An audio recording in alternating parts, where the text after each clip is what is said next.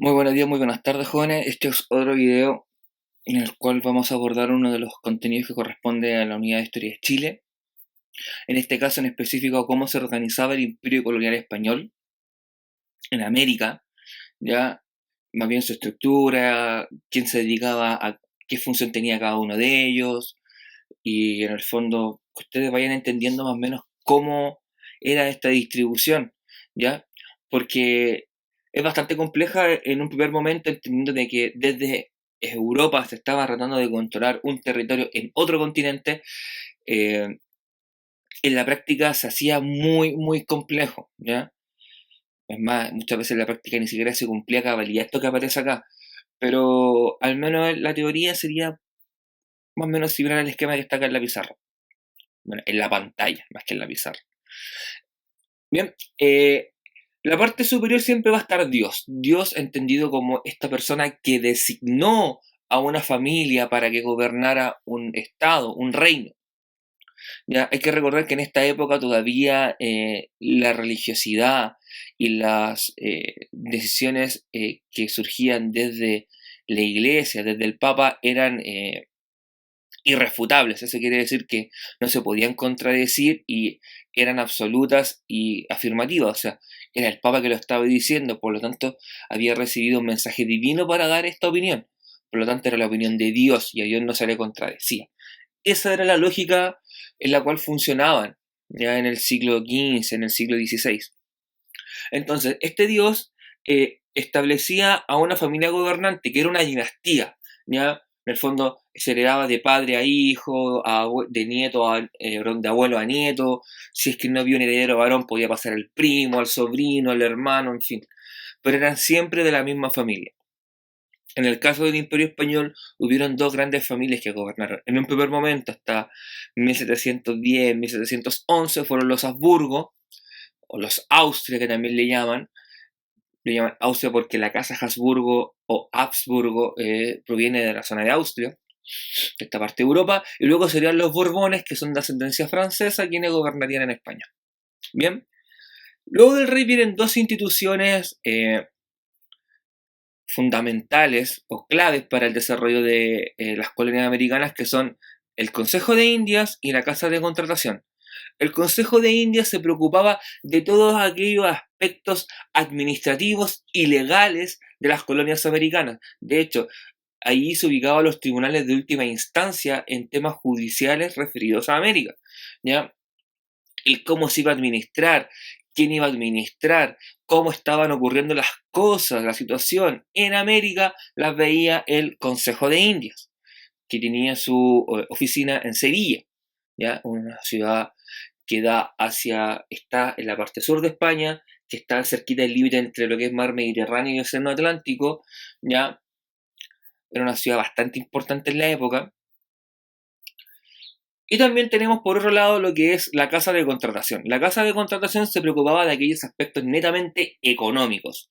Por ejemplo, los impuestos que se cobraban al ingresar o salir alguna mercancía desde España a América o de América a España, ¿ya? Y también era el único encargado de comerciar con las colonias. De hecho, existía algo que se llamaba el monopolio comercial. En el fondo, las colonias españolas en América solamente podían comerciar con España y comprar al precio que le colocaran los españoles. Y viceversa era lo mismo. En el fondo, yo no podía comerciar como colonia, por ejemplo, Chile, como capitanía general, no podía comerciar con Francia, con Gran Bretaña, no sé, pues con los Países Bajos, sino que tenía que comerciar con España. Y de hecho, el comercio chileno que salía hacia el extranjero, hacia España, sí o sí debía pasar por el Virreinato del Perú. El Virreinato del Perú salía hacia lo que es Portobelo, que viene siendo la zona de Panamá, y de ahí enfilaba hacia lo que es España. Era más o menos una estructura así, en el fondo. Si nos damos cuenta, el Consejo de Indias y la Casa de Contratación son aquellas instituciones que se dedicaban en forma exclusiva a preocuparse de las colonias desde los aspectos políticos, legales, administrativos y de los aspectos económicos. Bien, luego de esto viene la bajada hacia América, en el fondo. ¿Cómo se organizaba este imperio en América? Porque de aquí hacia arriba solamente todo estaba en España. De acá en adelante todo está en territorio americano. ¿Ya? En América tenemos la figura del virrey. El virrey era designado por el rey y era a quien se le entregaba un virreinato.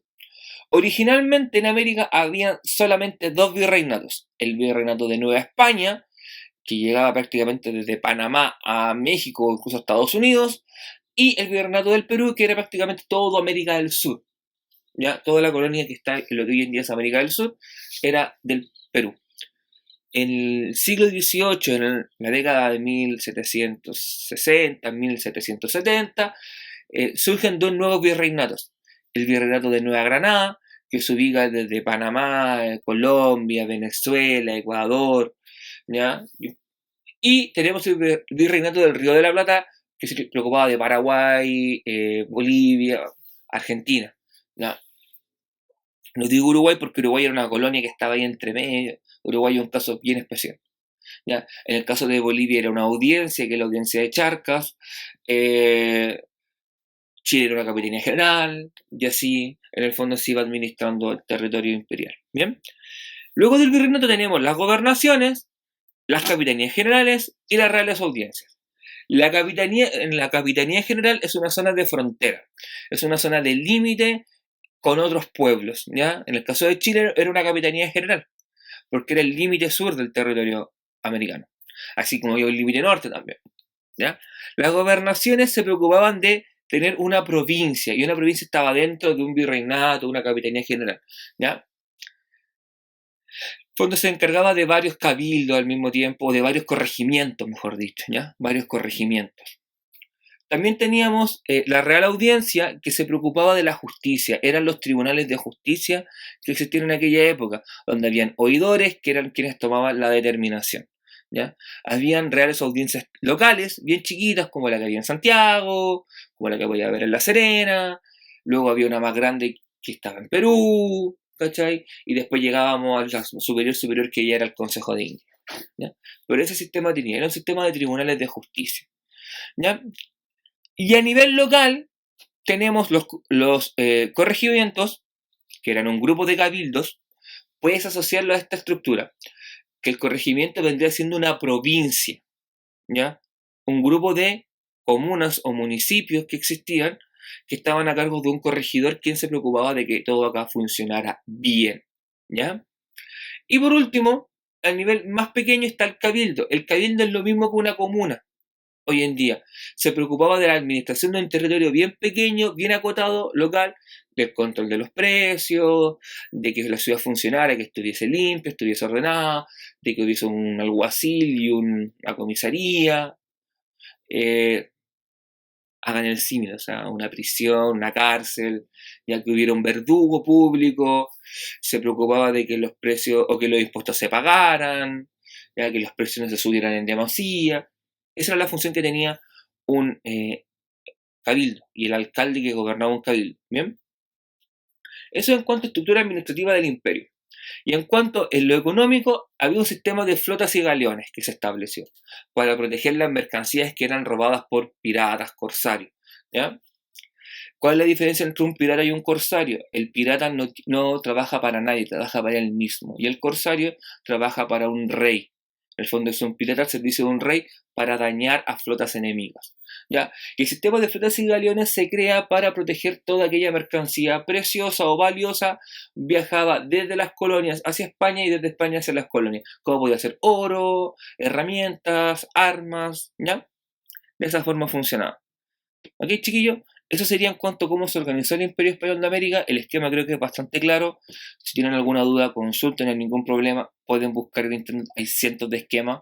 Este es el más simplecito de los que pueden encontrar. Por favor, chiquillos, sean constantes con su trabajo. No dejen todo a última hora. Háganse un hábito de estudio. Y eso. Vuelvo a insistir, cualquier duda al correo. Que estén muy bien, cuídense. Un abrazo.